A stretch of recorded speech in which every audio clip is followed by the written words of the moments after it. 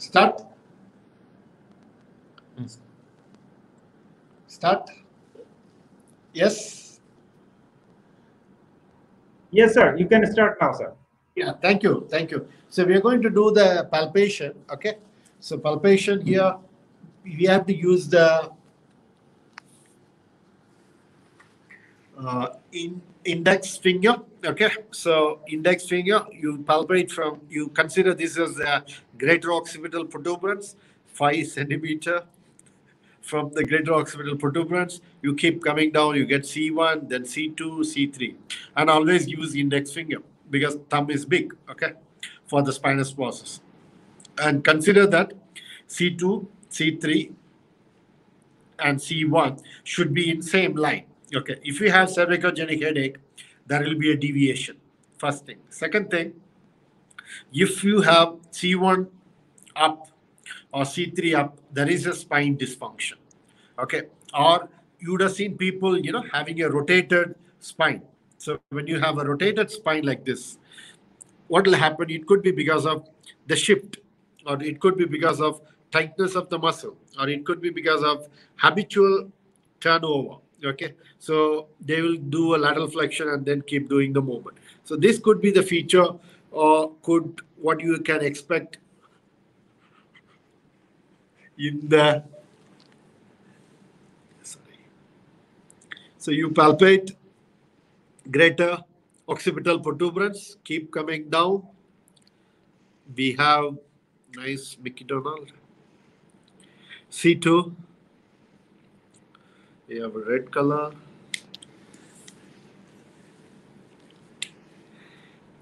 We have a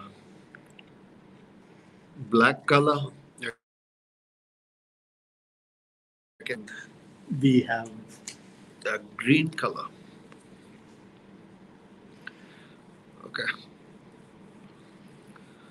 So consider these three as C1, C2, C3. C2 is red, okay? C1 is green, black is C3. This 3 has to come in a straight line, okay? This is very important.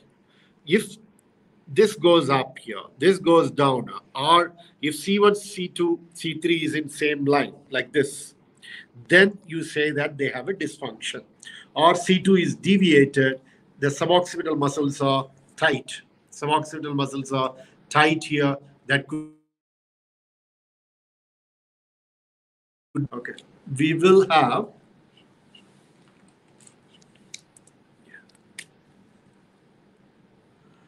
the muscles.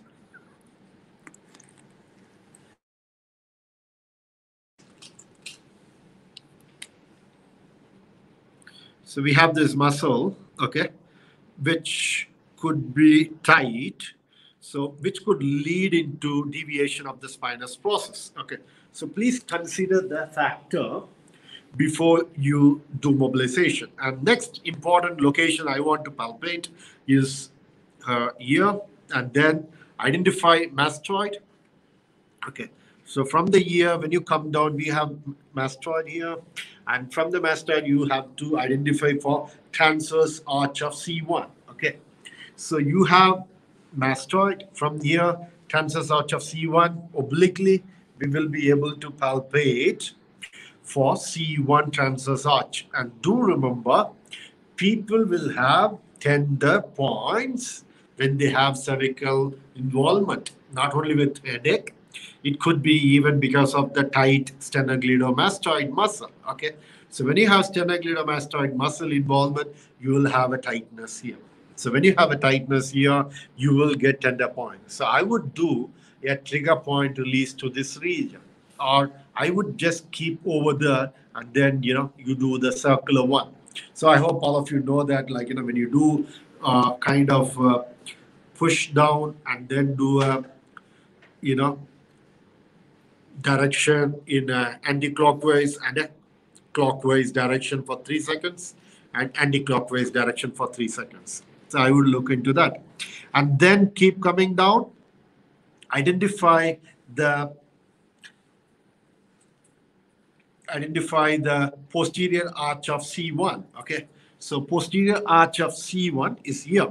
So you need to, you remember the green? So green is C1. I would keep the fingers little bit clawed and then palpate C1 here. And I'm damn sure that is, C1, because many people debate that we can't palpate C1. We can palpate C1 here. So we have C1, C2, and C3. C2 again, I palpate 2-finger breadth distance. You have the facet joint. Okay, roughly here. You mark it here. This is where the facet joint comes. So let us try to explore the facet joint. Do remember, when you say that C2, okay, this is C2, 2-finger breadth distance, are not on the same line, the facet. It is little bit down or up, okay? Little bit down or up. So you're going to palpate C2, 2-finger breadth distance, and 2 mm up, okay? 2 mm up, you have the C1, C2 facet. So 2 mm down, we have the C2, C3 facet. So the point is very simple. Don't go directly in line with the spinal